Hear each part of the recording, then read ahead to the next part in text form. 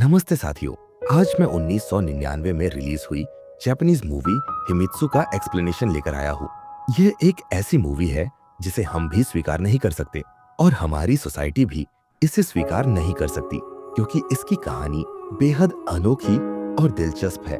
आखिर कैसे एक ही लड़की एक ही इंसान की पत्नी और बेटी दोनों बन सकती है? ये राज जानने के लिए वीडियो को आखिरी तक जरूर देखें। अच्छा। मूवी की शुरुआत में हमें बर्फ से ढके पहाड़ दिखाए जाते हैं, जहां बीच में पिच की गई सड़क होती है। उसी सड़क पर आधी रात के अंधेरे में एक नाइट बस अपने गंतव्य की ओर जा रही होती है। बस में सभी लोग सो रहे होते हैं और साथ में ड्राइवर भी नींद से झूल रहा होता है। इसी कारण अचानक ड्राइवर को झपकी आ जाती है और बस पहाड़ से नीचे गिर जाती है, जिससे वहां एक बड़ा एक्सीडेंट हो जाता है। इसके बाद सीन शिफ्ट होकर हेसुक नाम के व्यक्ति का घर दिखाया जाता है, जहां वह टीवी देखते हुए खाना खा रहा होता है। टीवी पर बीती रात हुए एक्सीडेंट की खबर दिखाई जा रही होती है, जिसमें बताया जाता है कि एक माँ और बेटी को अस्पताल में भर्ती कराया गया है, जो बहुत ही गंभीर हालत में है। उनका नाम सुनकर हेसुक शॉक्ड हो जाता है। वह अपनी पत्नी नाओ और बेटी मोनामी को याद करता है, जो उसे खुशी खुशी विदाई देकर कहीं जा रही थी। लेकिन बेटी के बाहर जाने के बाद नाओ हेसुक के गालों को प्यार से छूती है और अपना ख्याल रखना कहकर खुशी खुशी अपने पति को विदाई देकर निकल जाती है। इधर जिस एक्सीडेंट की खबर आ रही थी, उसमें असल में उसकी पत्नी और बेटी ही होती है। इसीलिए वह आधी रात को अस्पताल पहुंचता है, जहां बेटी की हालत बहुत ही क्रिटिकल होती है। उसी समय माँ का होश आता है और वह हेसुक के कान में अपनी बेटी का नाम लेकर उसे ढूंढ रही होती है। इसलिए हेसुक अपनी बेटी को अपने पास लेकर दोनों के हाथ जोड़ देता है और तभी वही माँ की मृत्यु हो जाती है और उसके हाथ में पहना हुआ रिंग से चमकीली रोशनी निकलकर बेटी की तरफ पास होती है, जिसे कोई भी नहीं देखता। और ठीक उसी समय बेटी मोनामी की आंखें खुलती है और बेटी होश में आकर हिसुक को देखकर बहुत खुश होता है और साथ ही पत्नी खोने का दुख भी होता है। लेकिन उसे सबसे बड़ा झटका तब लगता है जब उसकी बेटी उसे हिसुक नाम से पुकारती है और कहती है, मैं नो हूँ, तुम्हारी पत्नी, मैं मोनामी नहीं हूँ।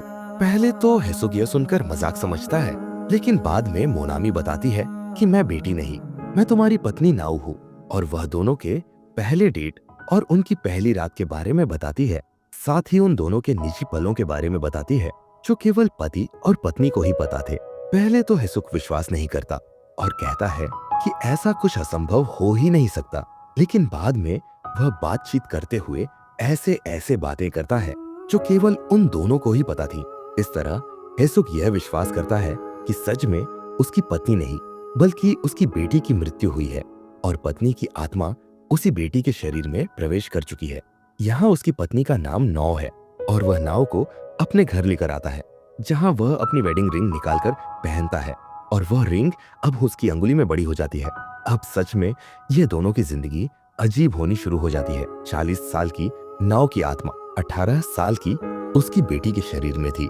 हिसुक को अब भी विश्वास करना मुश्किल हो रहा था, लेकिन जब नाओ ने ऑफिस जाने से पहले फिर से उसकी गर्दन पर अपनी प्यार भरी बात कह दी, तो उसे पक्का यकीन हो गया कि सच में यह उसकी पत्नी नाओ है। कुछ समय बाद वह घर में नाओ को देखता है, जहां उसे अपनी बेटी की बहुत याद आ रही होती है। इसलिए वह बेटी को याद कर उसके कमरे में जाता है और वहां वह कुछ पल के लिए बहुत रोता है। फिर हिसुक लाइब्रेरी जाकर रिसर्च करने लगता है कि क्या सच में किसी की आत्मा दूसरे के शरीर में प्रवेश कर सकती है।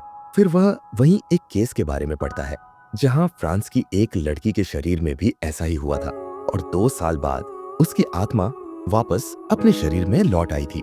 और सच में वह स्थिति उनके लिए अजीब थी। इसलिए रात को सोते वक्त नाओ अपनी वेडिंग रिंग निकालती है और मोनामी के छोटे टेडी बियर के अंदर रख देती है, क्योंकि अब वह मोनामी के शरीर में है तो उसे मोनामी की जिंदगी जीनी पड़ेगी और अगले दिन से उसे स्कूल भी जाना होगा। अब नो अगले दिन से अपनी 18 साल की बेटी मोनामी बनकर स्कूल जाती है, जहां उसे सब संभालने में कोई खास मुश्किल नहीं होती, क्योंकि वह अंदर से 40 साल की एक मैच्योर महिला है, जो बहुत समय बाद फिर से अपनी टीनेज और स्कूल लाइफ में वापस लौट आई है। तो वह पल बहुत ही एंजॉय करती है और साथ ही मेहनत करके पढ़ाई भी शुरू करती है, जिससे वह क्लास में टॉप भी करती है।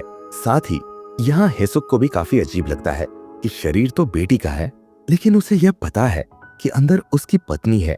फिर भी जब बेटी अपनी पत्नी जैसा बर्ताव करती है तो किसको अजीब नहीं लगता होगा। और इसी तरह एक दिन सुपरमार्केट में हेसुक की अपनी बेटी की टीचर से मुलाकात होती है, जहाँ कुछ समय दोनों बैठकर बात करने लगते हैं। और उसी समय नौ जब स्कूल से घर जा रही होती है तो वह दोनों को बातें करते हुए देख लेती है, इसलिए वह हल्का जेलस होकर हेसुक के पास आकर मजाक में चिढ़ाने लगती है और थोड़ा गुस्सा भी दिखाती है।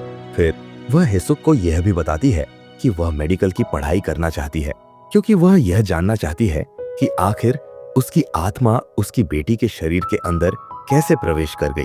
साथ ही अब जब उसे दोबारा वह उम्र मिली है तो वह अपना टाइम वेस्ट नहीं करना चाहती और मोनामी के शरीर में रहकर वे सभी चीजें करना चाहती है जो वह अपने समय में नहीं कर पाई थी। वह इस उम्र को पूरी तरह एंजॉय करना चाहती है। इस तरह समय बीतता जाता है। नौ भी मेडिकल कॉलेज में एडमिशन के लिए कड़ी मेहनत कर रही होती है और कुछ समय बाद उसका एग्जाम रिजल्ट आता है, जहां उसे मेडिकल कॉलेज में एडमिशन मिल जाता है। इसलिए वह इस खुशी को सेलिब्रेट करने के लिए हेसुक के साथ रेस्टोरेंट जाती है। वहां नौ बहुत ज्यादा ड्रिंक कर लेती है और नशे में धुत हो जाती है, इसलिए हेसुक उसे संभाल कर घर ले आता है और सुला देता है।